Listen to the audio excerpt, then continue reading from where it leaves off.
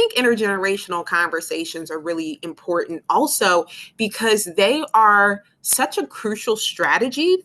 It's such a crucial strategy that I don't think that it gets utilized enough, right? Like we have so many really, really old, rich white men in the White House right now, and it's just one generation of perspective. But like you're saying, you can learn so much from a younger generation as well as folks who have been doing it like yourself for longer than me. So the strategy that can be developed from those conversations, from bringing our different perspectives on the world, from talking about what used to work and how we can update it and keep on using that thing or get, you know what I mean? Like that is such, there's so much space for possibility to affect change. And I don't think intergenerational conversations happen enough. But I think Yeah, I'm I also agree. that old person that just makes the blanket statements of this stuff doesn't happen enough anymore. So maybe they are happening. I don't think that I don't think that they're happening a I lot. don't know. Well, I should say I don't think that they're happening often enough. Let me put it that way. Um, Mm-hmm. for it to be really, yeah, I just don't think they're happening often enough, especially in the world that you just named, in the world of politics. Um, yeah, it's it's really pretty bad. Uh, Yeah. you just named it. I mean, we have a if we look at the Senate and the White House and the people who are running for those offices, you have they're octogenarians, old white men, Mm-hmm. old white men that are just, they're just holding on to power and trying to do things the old way. And Just holding on to power. yeah, it's pretty annoying. But, Yeah. you know, So we got into a good old conversation, just checking in with each other. I'm going to introduce ourselves, introduce the topic, and then we're going to jump into the first question. How's that sound, Conrad? let's go. Awesome. So if you are not familiar with Roots of Justice, what the heck? But I'm glad you tuned in. You're going to learn some good stuff. We are an organization that provides anti-racist strategies and tools for educating, organizing, and renewing persons, institutions, and systems for liberation and towards liberation through our workshops, through these conversations, these racism is real dialogues that we're having on our Facebook Live. So you can jump in for just an hour, as well as our individual work as trainers. So that is our organization. And our conversation tonight comes from the brilliance, the brain, all of the thoughts in Conrad's head. What is Blackness, right? And when you thought of that theme, of that topic, of that question, Conrad, what did you have in mind? Well, okay. Um, Let me say that I consider myself an African descendant. And when I introduce myself, I very often would introduce myself as an African descendant. And sometimes when I'm in workshops, I will introduce myself as an angry black man, because that's who I am also. And I also let people know that, um, not to be scared just because there's an angry black man in the room. But I introduce myself very often in trainings as an angry black man because that's part of my identity. But Mm-hmm. but actually, that's not all of who I am. So that's kind of how I have begun to approach this subject, that I am black and I have been black for most of my life. Let me put it that way. I've been black for most of my life, and I'll explain how that goes. But I've been black for most of my life, and um, and I've learned some things later in life that have made me think differently about what it means to be simply black. Mm-hmm. Mm-hmm.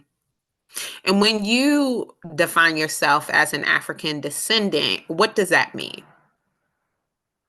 Well, it means that I am deliberate about recognizing that I am African. I used to call myself an African American. However, for personal reasons, I have decided that I no longer like that Mm-hmm. description of myself. So I just so I moved to calling myself an African descendant, because it feels better to me personally. So this is a journey that I've been on for some time, and it's been, it's been evolving. There's been an evolution, all over these years. But yeah, it's been a slow evolution, and it started, it started for me when I started doing anti-racism analysis trainings, and it started for me when I was in my early 40s, when I began to think more about what it meant to be African, an Mm. African descendant. So it's been an evolution, and it's only been in the last maybe in my next birthday I'm going to be 70 years old. So my How 40s, fun. yeah, it was a long time ago. So so so there's been an evolution in my thinking about this, and not just an evolution, but it's been a personal journey. I've been on a journey of uh, reclaiming, for me, that's what it feels like, reclaiming my historic cultural distinctiveness. Yeah. And that's what we're going to be talking about, right? We're going to be talking about that journey for you, as well as my experience with my Black identity as well. Um, I am Bethany. I am here with Conrad, and I identify as a Black woman. I really like the term Black. I like the way it sounds. I like the fact that it typically comes with some tension, right? People talk about the Black of the night. Oh, it was pitch black, black this, black. I like that I am Black and that I'm beautiful, that I went to a Black college with beautiful people. I like that my experience is kind of the antithesis. Why would I use a word that I know I can't say? It's the opposite. I'm not even going to try. It's the opposite of what is associated with that word. I like that complexity. I like that tension. I love being Black. So, when did you first start? You said that you started your anti-racism trainings, leading anti-racism trainings in your 40s. Now we're going to figure out exactly how old you are. But when did you start training with Roots of Justice? Well, I started training with Roots of Justice in 1998. So I've been doing this for a long time. I started with it when it was Damascus Road, and Yeah. and I went to my first anti-racism training. I think it might have been 1997, something like that, 96 or 97. And the reason I got into an anti-racism training is because I'm an angry Black man, and my my son spent the last 5 years of his life in prison for a crime he hadn't committed. And hold on a second. Mm-hmm. Hold on a second. My daughter is trying to get my attention, and I'm going to give her my undivided attention. So talk, Bethany. Absolutely. I think part of the reason that I love being Black is that it also connects me with so many people, the diaspora, not only Black Americans, but it also connects me with folks in the Caribbean. It connects me with folks in the motherland, in the continent of Africa. That idea of Blackness and the Black diaspora feels like this connection and unification. I'm gonna need to duck out for a second. My wife is trying to call me, and my daughter was telling me it may be an emergency. So Okay. I'm gonna cut off my screen for a second, and I will let you know if I'm able to come back. Hopefully, Okay. let That's me see what this is perfectly about. fine. Yep.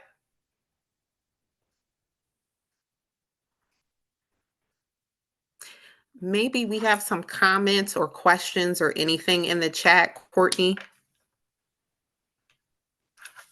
We do not have any comments in the chat, but please ask us some questions, and I'm happy to just riff with you a little bit, because we were just talking a little Yeah.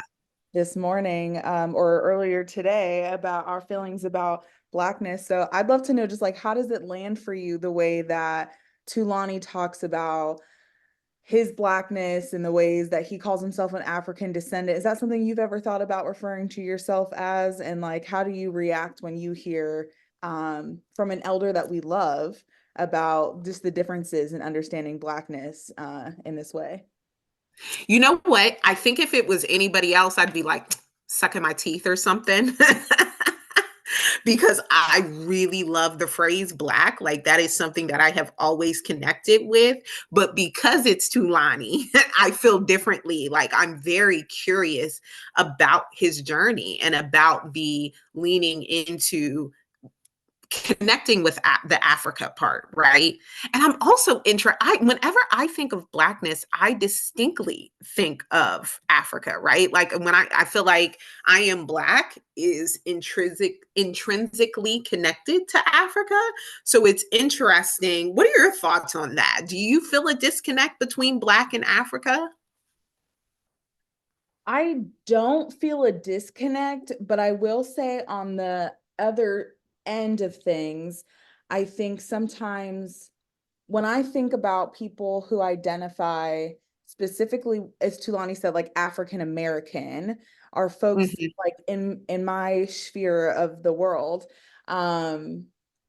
I felt before like I was almost taking away from like their like the legitimacy of their story as being a recent like or being a migrant to the mm-hmm, US versus being stolen from the land and coming here, right? Like so like mm-hmm. that was the distinction for me as I was like even though we share land, we have different history. Like I have generations of my family that have never been on this land, you know, and Right. have and so while like I still have connectedness to this land, it's been so long and Mm-hmm, within my family history that it almost felt wrong to claim it.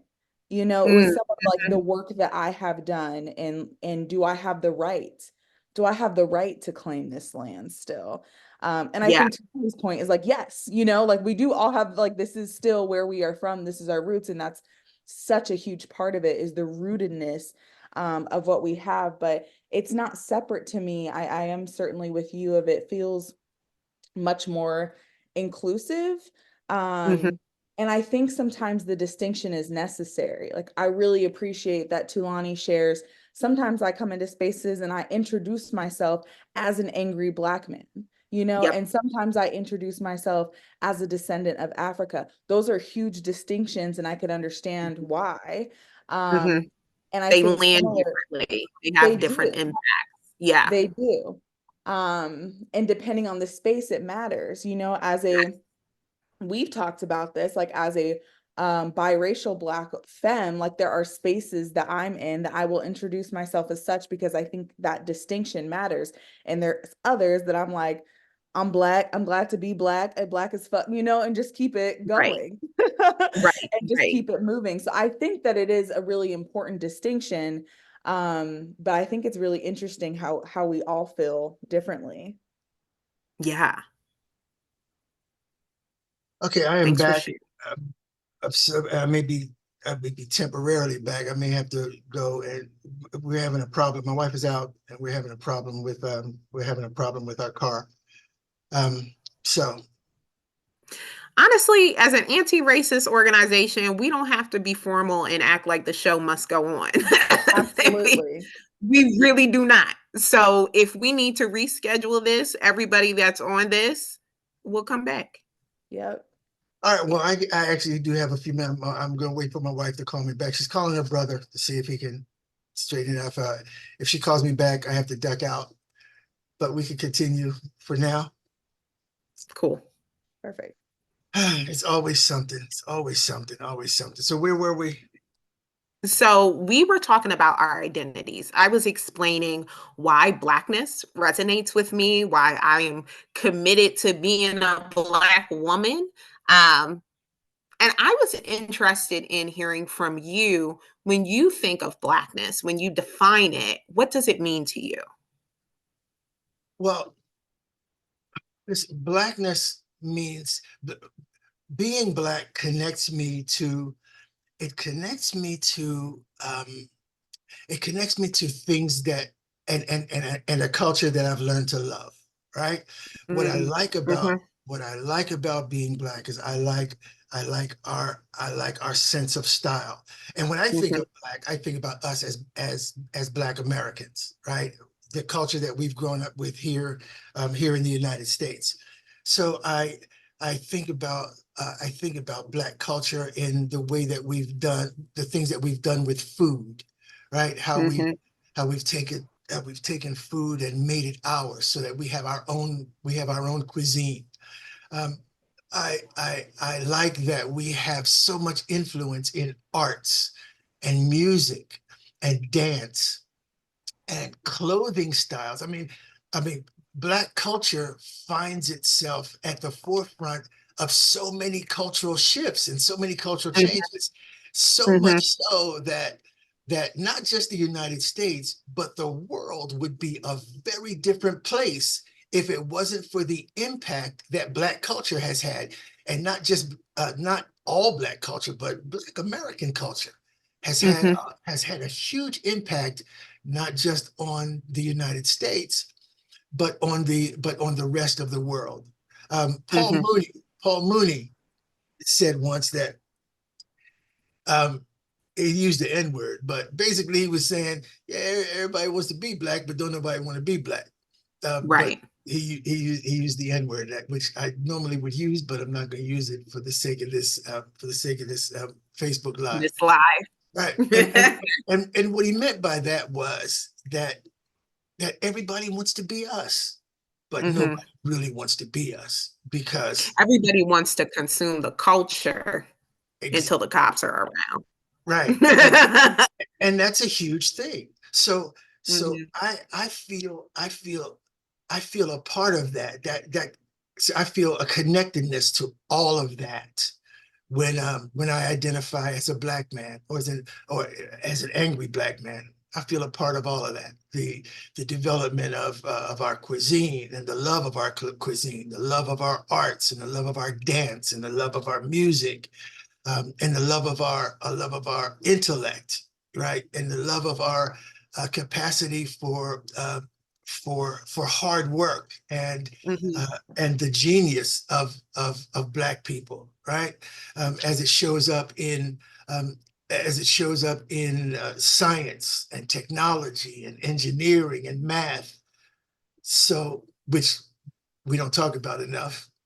But our genius shows up there also because of our creativity and because of our passion and because of our capacity and our ability to make something out of nothing, right? Mhm. So so that's kind of what I identify with. That's what I identify with as being a Black man. But there's a but for me there, and that's kind of why we're here to talk, because Yeah. there's all of that, and then there's a but. So should I say more now, or you want to add something? Oh, I thought you were going to jump right into the but I can add what I like about being Black and what keeps me connected to that identity as well. One of the first things I love about being Black is that we have historically Black colleges that have these lengthy histories with these traditions and these rituals. That keep getting passed on generation to generation. I always say if heaven isn't like a HBCU's homecoming, then I can't imagine I can't imagine what heaven is like, because the joy that I feel every year that I go back to Dell State, it almost feels holy, right? Like it's just this like real joy being at my HBCU homecoming. And I have that experience. I have that connection.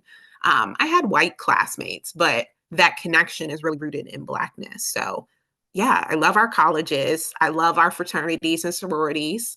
That goes along with going to an HBCU. I love our food.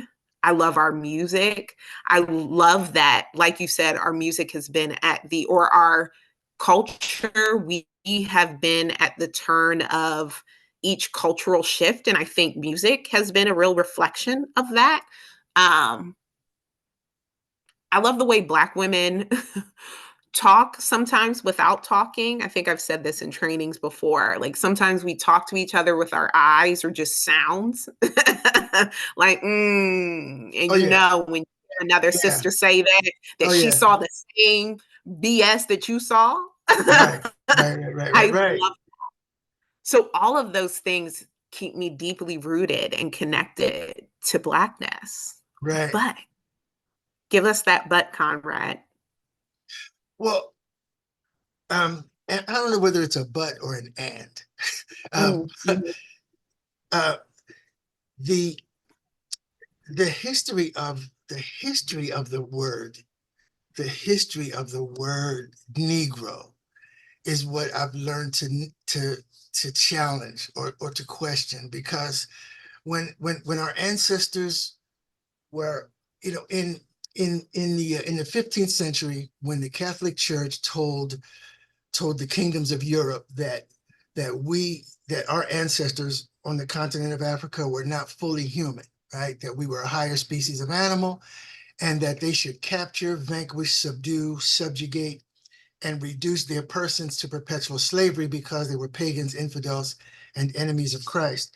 The idea that that they were hearing that from God, right? Because this was, all of those nations were Catholic nations. So they were hearing from the Pope, who they believed the Pope spoke directly for God. So their justification for that is that we're not doing this because we're mean. We're doing this because it's God's will. It's God's plan for Mhm. y'all. And God has told us to capture you, vanquish, subdue, subjugate you, and reduce your persons to perpetual slavery. So, so that gave Portugal, who was the big dog in Europe in 1452. Portugal was the big dog then, and Portugal was already transporting our ancestors from Africa to Portugal, right? Mhm. So slavery was already going on in Europe before it became transatlantic. Um, But when I learned that the Portuguese called us cargo, and they called us cargo negro, which simply means black cargo, that was jarring for me. And as I began to continue thinking through that that the Portuguese called us cargo negro, negro, which is a Portuguese, or it's a Spanish word, but cargo negro. So then so then by the time our ancestors get here and they're offloaded from the cargo ships, they're no longer cargo, they're simply negro or negro. And so that struck me as the identity that was imposed on us by the colonizer, Portugal, right? Mhm. Cargo negro. Now you get here, you're no longer cargo because we offloaded you, but you're simply negro. And then I'm thinking about how colonialism misidentified all of us, how it misidentified so many groups of people, and how we held on to that miseducation and those misidentities. We held on to that for centuries because we we held on to the identity of Negro, simply Negro, for Mhm. 400 years. Because, Mhm. and why? Why did we hold on to the identity of Negro for 400 years? Because the colonizer told us we were Negroes when they called us cargo, cargo Mhm. negro. So, so it felt like, and the same thing happened. Now, this is not about blackness, but the same thing happened to the indigenous people here. When Columbus arrived and he decided that he had stumbled onto India, which of course this is not India, there were zero Indians here. But because Columbus misidentified them, on October 12th, 1492, the Aztec became Indians, the Cherokee became Indians, the Navajo, the Osage became Indians, the Inca, the Maya, they became Indians on October 12th, 1492.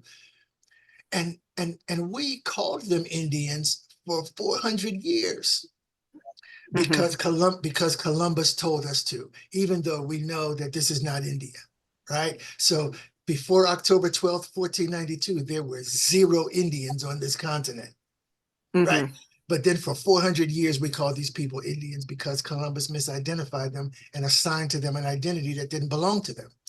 And Mhm. I feel the same way about us with the name Negro, because we called ourselves Negroes for 400 years. And it was only up until the mid 1950s that I told you I was going to get nerdy.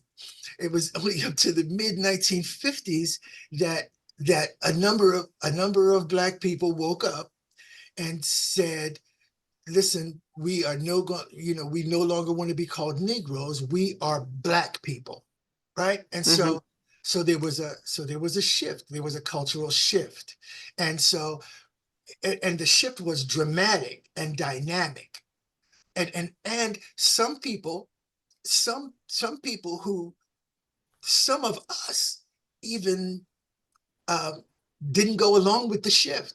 There were some people who, I'm Negro or I'm colored. Don't Mm-hmm. call me Black. There were some people who just didn't go along with that. They didn't want to go along with the culture. But it still worked. It still lasted.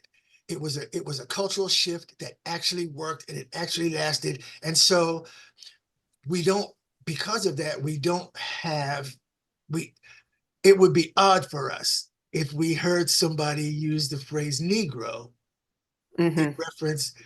reference to Black people.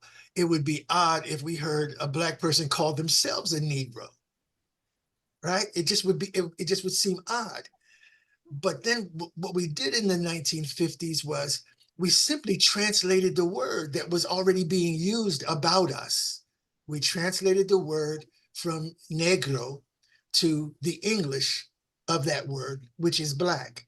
And so I like it. I think it was a good thing because it kind of fit with the second principle of Kwanzaa, which is Kujichagulia. We will determine who we are, right? Mm-hmm. Kujichagulia, second principle of Kwanzaa.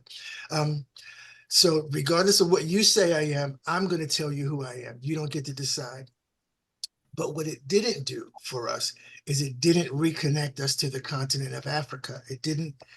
And so even for some of us who call ourselves African American, um, not a lot of us actually take the African part very seriously, right? To where we actually are really trying to connect ourselves to what it means to be actually African, Africans in America. So anyway, so that's the journey that I've been on. Um, and and it's been a personal journey. So I'm sharing with y'all what has been my personal journey. Some of y'all may be on that journey as well, but like it feels to me like I am decolonizing my identity. Mm-hmm. So that's how it feels to me. Like I'm being deliberate about decolonizing my identity.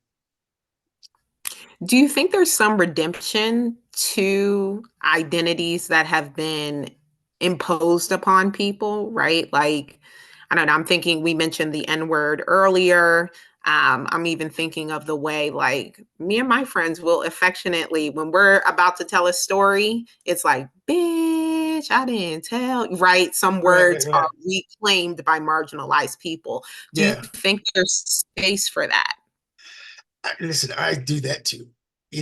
Look, I, when I'm having fun with people who I have fun with, I will, sometimes I will call them my favorite Negro, and with that, uh, sometimes I call some of the women who I love, in a jokey way, I will call them negresses. You're my favorite negress. And what? Because that's just a goofy word. It's just a funny word, It is. negress. But it was a word that It actually was really existed, you. right? Yeah. It was a real word, Negroes and negresses. So sometimes I use that word when I'm joking around with people who know me and people I know. So yeah, there's space for all of that. Um, yeah, there's space for all of that because while it's serious and we're all on a personal journey, it's not that serious. It's not life changing. It's Mhm. not world changing, but I think it's important for people who feel the need to decolonize their identity to begin the process. And it's not just for us as African descendants. I think people who may be of uh, indigenous descent who now identify as Hispanic, Latino, or Latinx, they're their question is the same one that we have. If my ancestors were Igbo or Yoruba or Ashanti when they were kidnapped, when they were captured, well, when did I become simply black? And if Mhm, your ancestors were Aztec, Inca, or Maya, well, when did you become Hispanic? And who told you you were? mhm. So Who first told you you were black? When did you realize you were black? yeah, Because you mentioned earlier you've been black for most of your life. right, right. When I was in uh, it was the early '60s when there was just a lot of upheaval going on in the country, because this was before the Voting Rights Act was passed and the Civil Rights Act. So I'm talking about the early '60s, and there was protests and dogs being sicked on people, and Black Power movement. That was it for me as a young person, as a child, because I was a child. I Mhm, was 8, 9, 10 years old. That's when I first began identifying as black, because of the Black Power movement. Because mhm, by the time it got to this, it started kind of in the mid '50s, but by the time it got to the '60s, it was a movement, and it felt right, and I don't know why it felt so right for me as a kid. Because like I said, I'm 8, 9, 10 years old, but it felt right to identify as black. It felt subversive almost, mhm. you know? I felt that way young as well. I almost wonder if I was black in a past lifetime and I just came back like, yep, I know what this is. Because it really started young for me. But I also think Philadelphia, we both grew up in Philly.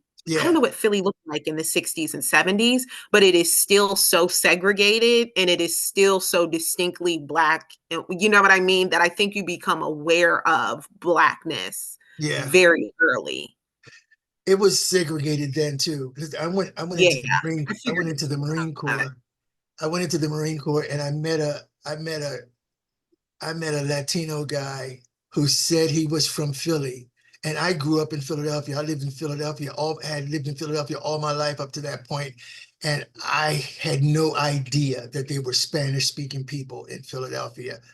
But I should have, right? How do you not know? That's so funny. Right? Maybe because I grew up in North Philly and there's a Right. lot of Puerto Rican communities in North Right. Philly. That feels wild to me. See, What part of the city did you I grew up grow in up West in? Philly.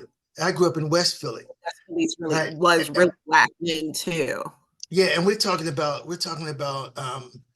the early '60s, right? So yeah, West Philly. When we moved to West Philly, there was still a sprinkling of white people who didn't have enough money to flee when black people started moving into West Philly. So there was still a few white people still around, because um, when the rest of when the rest of the white flight occurred, they might not have had the money to flee. But uh, it began turning more, because most of the businesses on I grew up around 59th and Osage.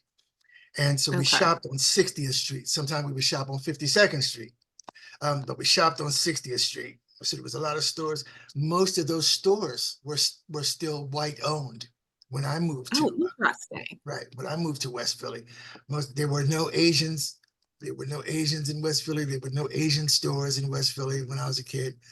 Um, it was mostly Jewish and Italian people who owned the stores on the streets that we shopped at in West On Philly. 52nd Street too? Uh, yeah, 52nd Street too, between Market Wow. and Spruce.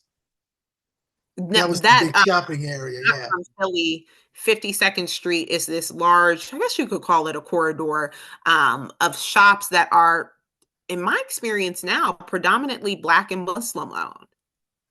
Yeah. So it's interesting to think that that would have looked so different. It looked way different.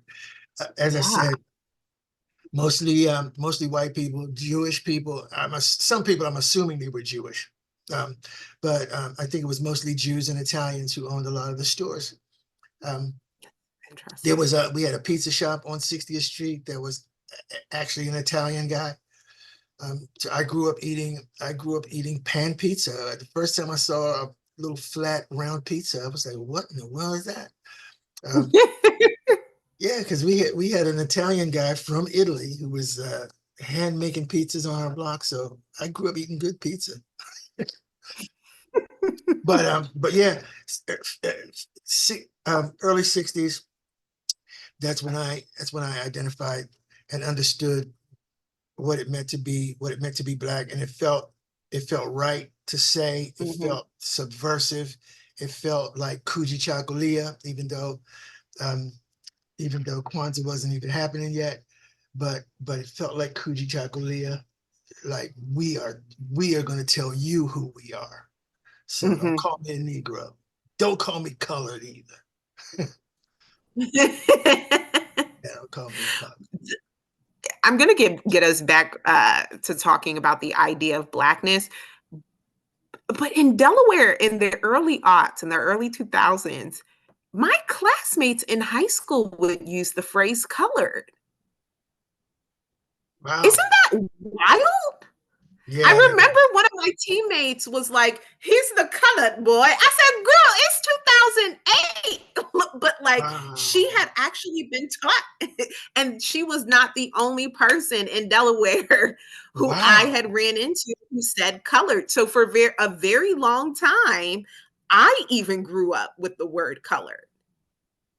Very strange, but I think Delaware, Delaware is a different place. It's a different universe. Yeah, it is.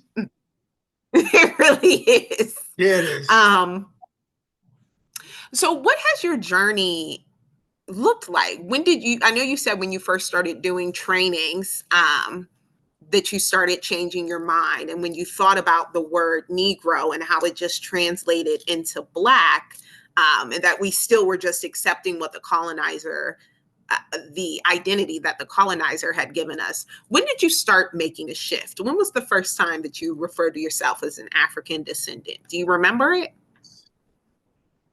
Um, I'm thinking it was, yeah, I don't remember it exactly, so I'm going to guess, but I'm thinking it had to have been in the last 10 Two to years or three? so.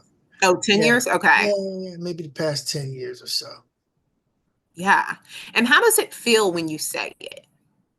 Does it feel comfortable or at home like it sounds like Blackness did when you were a little boy? It does. Yeah, it does. Mm. Do you think It you can does. tell me more about that? Well, Like, what does it feel like?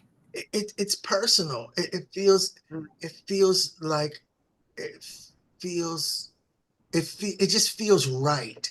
Um, Mhm. because and a lot of it has to do with as you know, I am a bibliophile. I just read a lot of books, and most of the books that I like are history books. So Mhm. the more I read and the more I learn, the the more it impacts the journey, the more it impacts the journey that I'm on. So um, some of the things, some of the things that I've done on my personal journey have all been based on things that I've read, and I have an aha moment. Hmm. Mhm. Uh, and I have a personal aha moment, and then it makes me decide to change something. And for me, because there was a time when I called myself an African American, right? Um, Mhm. but then when I started to get a little bit more angry at America for not letting us be either, it's like America was trying to fight us on both of those fronts. It wouldn't let us be African. It wouldn't let us be American. You know, Mhm. you had to fight. You had to fight for both of those. So yeah, I decided that I just no longer wanted to call myself African American. That it seemed like a better choice to to recognize my descendancy,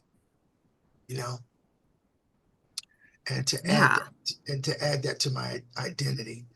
So, in seeking to understand my descendancy, I just added that to my way of identifying and started calling myself an African descendant. Do you feel like Blackness or the identity of Black distance itself from Africa? We talked about that a little bit earlier with Courtney. I No, not Okay. necessarily. Not necessarily. Okay. What I do think is that if we think of ourselves simply as Black only, without recognizing our connection to Africa, then I think what we are what we are accidentally doing, or doing, not purposely, but what we're doing is we're agreeing. In some ways, it feels like we're agreeing with the colonizer that that um, that the diaspora, us here in this country, that they were successful in removing Africa from us, because the process of colonialism didn't just remove our ancestors from Africa, but it had to remove Africa from us. So over a 400-year process, it continued to remove Africa from us.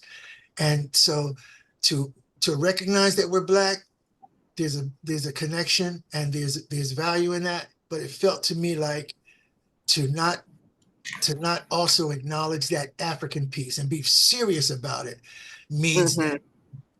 that I am agreeing with the colonizer that somehow I'm disconnected from the continent, and I only have, and I said this before, I've said this before, that everybody else on the planet has thousands of years of culture and history. And Mm-hmm. what colonialism wants to make us believe is that we only have 400 years of culture and history. And it all started when our ancestors arrived here as hostages. Mm-hmm. And so I think that's the unspoken message that we get. I think that's the unspoken idea that's implanted or embedded in us when we embrace and when we stop. And I used the word settle earlier, which may not be the best word to use, but when we stop at it's simply being Black, It feels incomplete. it feels incomplete. Yeah. Yeah, I hear that. Yeah, when you use the word settle earlier, I felt like I was taking it personal, like, "Meh, I'm not settling." But you use the settling on incomplete, us agreeing with incomplete. Yeah, I hear that. I hear Yeah. that because there's a lot more that Blackness entails, and being intentional about our Africanness, our connection to the motherland is important. That's what I hear you saying.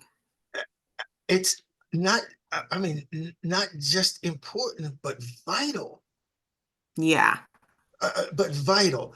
There's a question from Courtney or from somebody. Are you seeing the chat?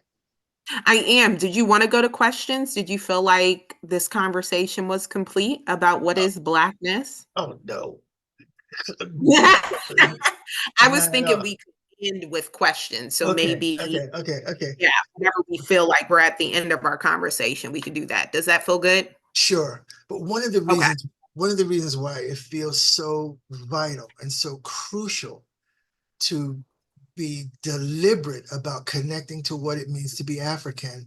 And I used this example earlier. This is the last day of Black History Month, right? And so we celebrated Black History, and then I asked, well, what are you going to do for Yellow History Month? And we chuckled, we chuckled a little bit. What are you going to do? Well, there is no Yellow History Month. But when Carl Linnaeus gave us the race construct in 1735, he gave us four categories. He gave us white, Caucasian, uh, yellow, Mongoloid, red, Australoid, and Negroid. So there was these four categories. And the even though he was trying to identify the so-called Asiatic peoples as mongoloid and yellow, you will not hear a person who is Asian call themselves a proud yellow man. And Mm-hmm. no matter how awesome Asian women may be, you won't hear anything about yellow girl magic, because even though Carl Linnaeus was trying to shove them into the box of yellow, they knew they were connected to thousands of years of culture and history that gave them the power to resist that. Having a knowledge of that, of the fact that they have thousands of years of culture and history. And Carl Linnaeus, you may want to, for your purposes, you may want to call us yellow, but we're not calling ourselves yellow because we have thousands of years of culture and history. And and and and the thousands of years of culture and history come from the fact that they know that they were connected to, the land. He Mm-hmm. called them Mongoloids, which connected them to Mongolia, right? They knew that they were connected to the land. And where you have land, you very often have people. Any place on the planet where you have people, you have culture and history.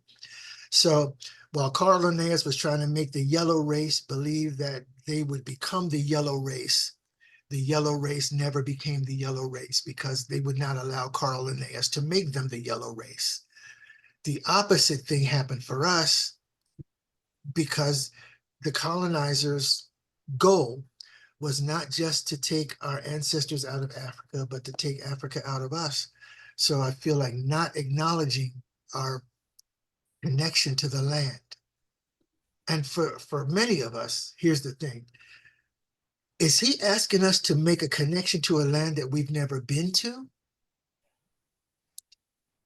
Right? Because for many of us who are the diaspora, a lot of African, we've never been to Africa. We were born here.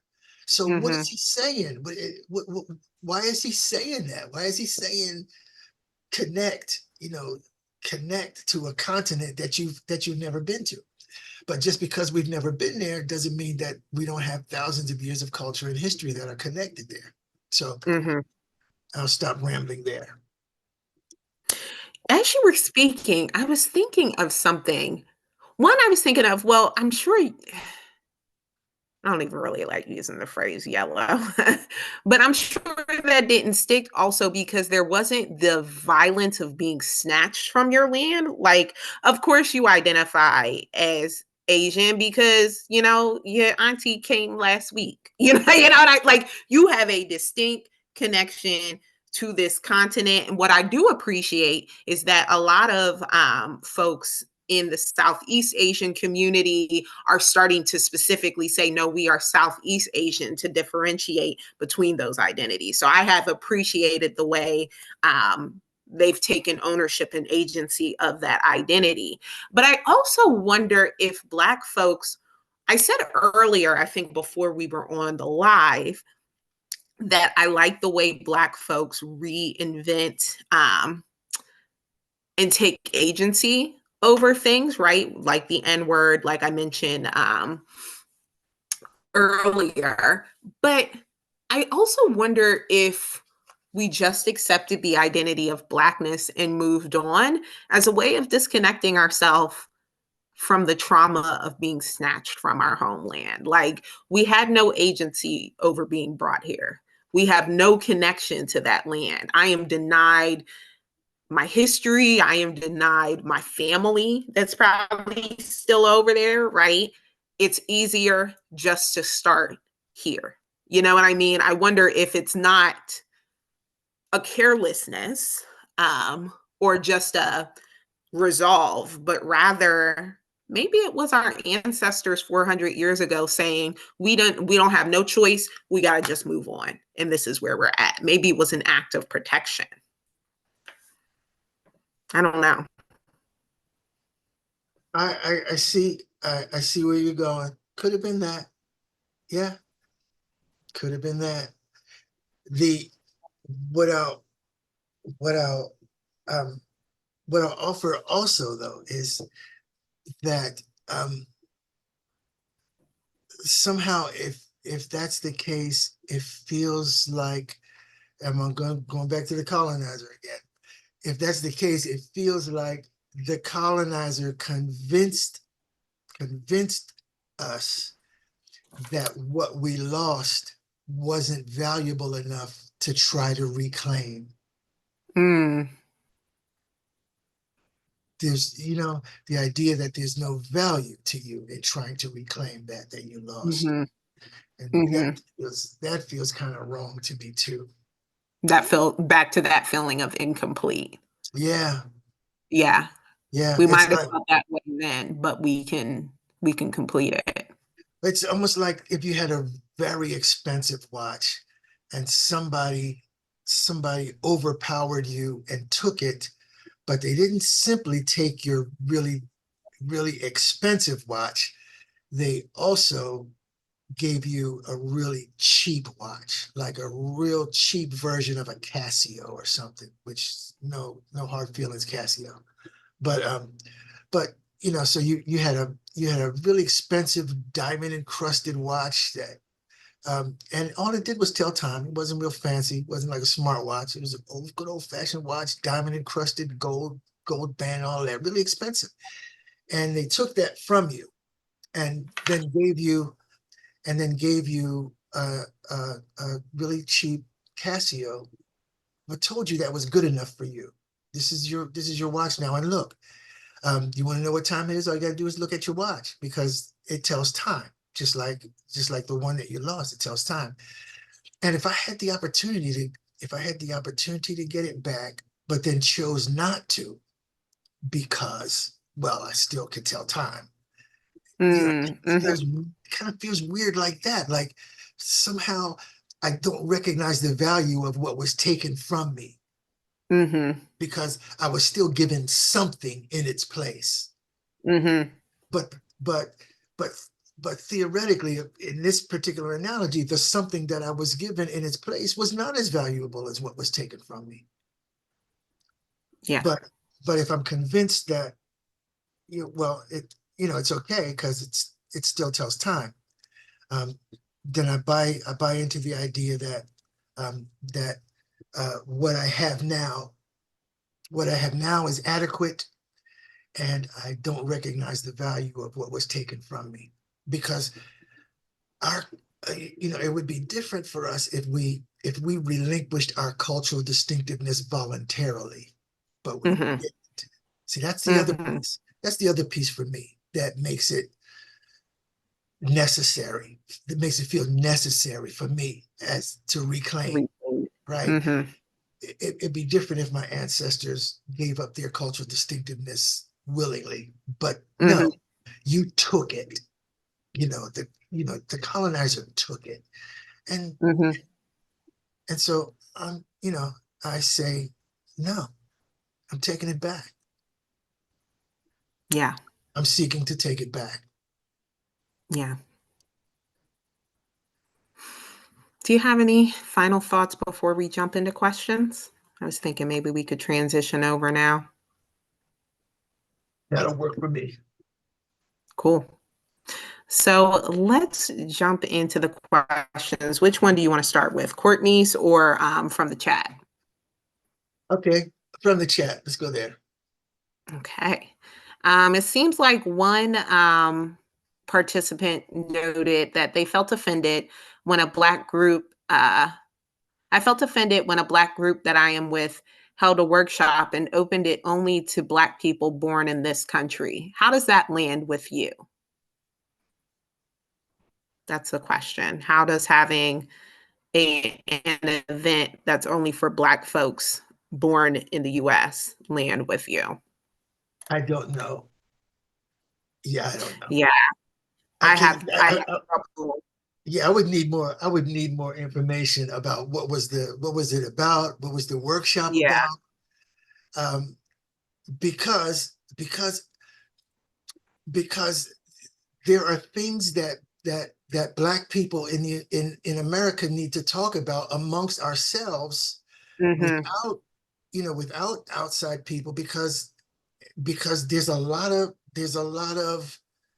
just a lot of stuff that we need to talk Yeah. about. among ourselves. So it all depends on what the workshop was about. Mhm. And I I think that's legit for any group except white people. Well, Mhm. I think white people could do that too. I think white people, because white people have stuff that they need to talk about too, and they don't need us to be in the room talking about it. But yeah, white people need to talk about how to decolonize their identity and how to become anti-racist and how they're going to deal with white privilege and all that. And I don't need to be in the room when they're talking about that. Mhm. You know what I always think of? It's got to be hard being like a European immigrant coming here, particularly if you're like Russian or Ukrainian, because you are white in America.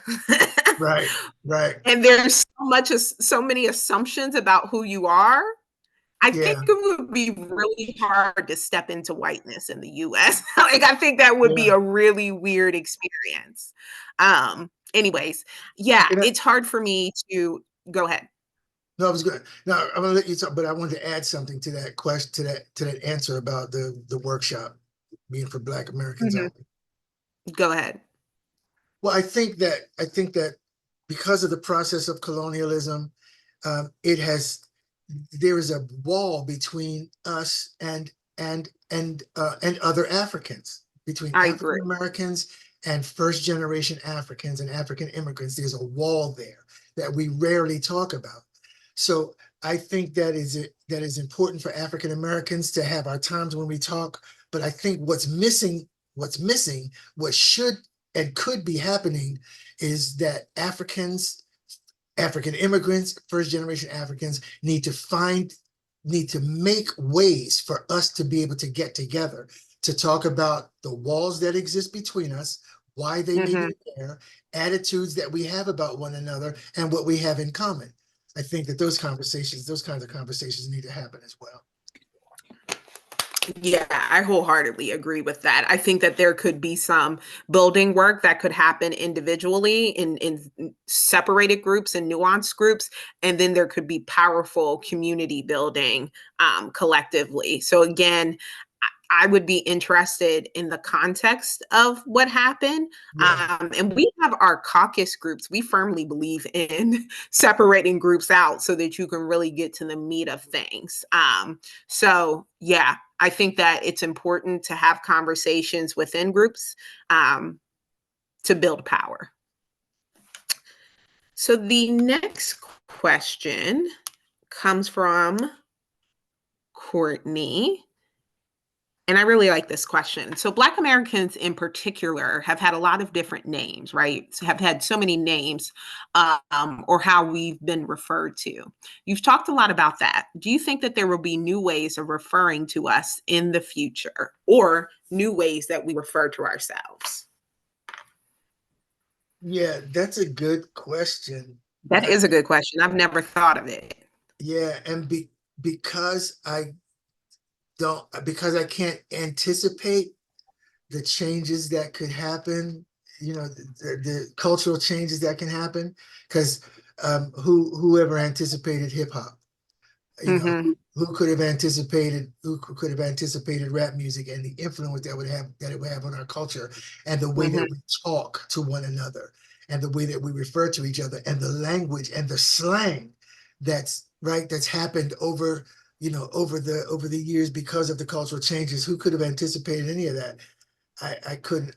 What I do hope though is I do hope for us that whatever changes happen around the ways that we self-identify, that somehow the reconnection to Africa is our way of continuing to reclaim who we actually are. I hope that's part of it. Yeah. I can't imagine a new identity in this moment based on the information that I have, but I am open to new information and to being moved by young people that might tell us we need to move in this direction. So I'm open to it. I'm Yeah. excited for What it. I'm always here. you know what I think is going to move us if we if I like what this generation is doing about Kujichagulia as it relates to gender. You see, at first see, this is one of those times when I say that intergenerational engagement is valuable for everybody, because I learned some stuff. Because when people first started doing that, my name is so and so, my pronouns or whatever, I would roll my eyes to the back of my head and give a what the fuck, really, what, I'm not cooperating with that. What the hell are they doing? Blah, blah, blah, blah, blah. I'm so and so, and my pronouns are, until I started to get it. Because what they were saying was, you no longer can identify me based on what you see. Yes. I will tell you who I am. I'm telling you who I am. Right. Ain't that powerful? Yeah, I will tell you who I am. And you don't have to like it. Because your permission is not required or necessary. You don't have to like it. Yep. But I'm going to tell you who I am. And so I see that as something valuable that has been added to our cultural to our culture and to the cultural questions around identity. I think the next step for that is the race piece. Right? You don't get to decide that I'm a Negro, or if I was once called simply Black. Now this is who I am. I get to tell you who I am. So it's kind of the same thing, but kind of not the same thing. But the same thing in that it is taking agency. Yeah. To tell the world, you don't get to define me. I will tell you who I am. So I am absolutely proud of the generation of people who have made that stand and said, nope, you don't get to do that. I get to say it. And as an older person, I didn't get it at first, but I'm around enough younger people that, and nobody sat down with me and had a seminar with me about it, but being around so many young people, and seeing how it didn't go away. Right, seeing how it has become so embedded in our culture, it made me have to think more deeply about what's actually happening right now. Yeah. So no more eyes rolling to the back of my head. That, again, I appreciate you emphasizing that that's the importance of intergenerational conversations, because we learn from each other. We learn new ways of thinking. We learn new ways of thinking that we weren't given permission to think. Right. We weren't allowed to think certain ways. Yep. So, well, that's everything I have, Conrad. Do you have anything else you want to ask me, ask the people? I don't actually. Wait, is there one more question about significance of the land? So I wonder also about the significance of the land and our connection also to our indigenous sibs. All right, I don't know how to answer that. That was from Courtney too. Okay. I think she was adding to the question before. Okay, cool. Yep. All right, y'all. Thank you so much for tuning into our Racism is Real dialogue series. We're going to continue this in the year 2024. Hopefully, we'll have another conversation in April. And thank you, Conrad, for this idea, for this conversation, and for always being willing to share your brilliance. Yeah, I do like to ramble. And especially about things that I've given a lot of thought to. And this is one of those things. I've given a lot of thought to this. Yeah. And thank you for agreeing to do this with me. I enjoy talking with you, Bethany. I learned new things. Oh, I always enjoy talking to you too, Conrad. Cool. All right, y'all. See you next time. Peace, everybody.